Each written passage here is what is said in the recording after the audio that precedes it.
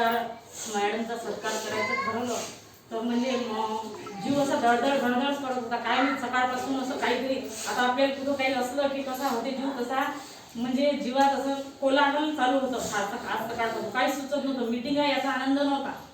दुःख होतं की बा मॅडमचा आज रिटायरमेंट आहे म्हणून. तर मॅडम 2016 पासून आपल्या इथे रुजू झाल्या आणि कानेरी सर्कललाच मॅडम आलेले आहेत आणि कानेरी सर्कलमधूनच मॅडम रिटायर होऊन राहिले.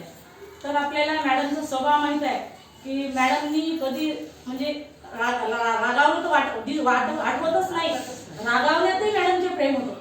म्हणजे रागावत होत्या पण त्याच्यातही प्रेम होतं.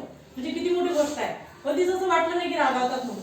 कारण प्रत्येक कधीही अंगणवाडीला आल्या भेट दिली मॅडमनी. रेकॉर्ड विषयी व्यवस्थित माहिती सांगणे, प्रत्येक सेविकेला समजून घेणे, आपल्याला समजून घेणे, आपल्या घरातल्या काही अडचणी समजून घेणे. नाहीतर आज अधिकारी आहेत मॅडम त्या व्यवस्थित म्हणजे त्या आपल्याला हाताळून म्हणजे आपल्याला व्यवस्थित सांभाळून घेतात म्हणून आपण व्यवस्थित ड्युट्या करू शकतो. कारण आपल्याला आता आपल्या बऱ्याच सेविका आहेत किंवा त्यांना मॅडमनी रागावले असेल किंवा काम नाही होत काही आजारपणामुळे म्हणा काही वैयक्तिक कारणामुळे म्हणा की त्यांच्यामुळे कधी कधी अडचणी गेली मॅडमला काम करताना. पण मॅडमनी कोणाचा पगार म्हणजे मानधन कपात केलं नाही. कोणाला नोटिसा दिल्या का म्हणजे पोटावर कोणालाच मारलं नाही मॅडमने. फक्त त्यांनी शिस्त केली. किंवा कधी कधी कारण वरून प्रेशर असते कधी प्रेशर असते माणसाला कधी की बाबा हे काम करून घ्यायला लागते ते काम करून घ्यायला लागते. तर मॅडमला आपल्याकडून काम करून घेणंच आहे ना. आता किती हजार वेळा प्रेमाने सांगून झालं एखाद्या वेळेस तर माणूस रागावणारच आहे ना. तर मॅडमने आपल्याला खूप छान काम करून घेतलेलं आहे आणि मॅडम इतक्या चांगल्या आहेत कारण तुम्ही त्यांचं वर्णन म्हणजे शब्दात नाही करू शकत. असा स्वभाव मी कधीच बघितला नाही. कारण इतक्या स्वभावी आणि मिळून घेणाऱ्या आणि सगळ्यांना सांभाळून घेणाऱ्या मॅडम आज रिटायर होऊन आहेत. पण त्यांचा सुद्धा आपल्याला विचार करावा लागते. आज आपण ठरवलं असतं तर आपल्या सर्वांनी आपण साईन घेतल्या त्या सर्वांची साईन घेतली असती. आपण सीओपर्यंत गेलो असतो.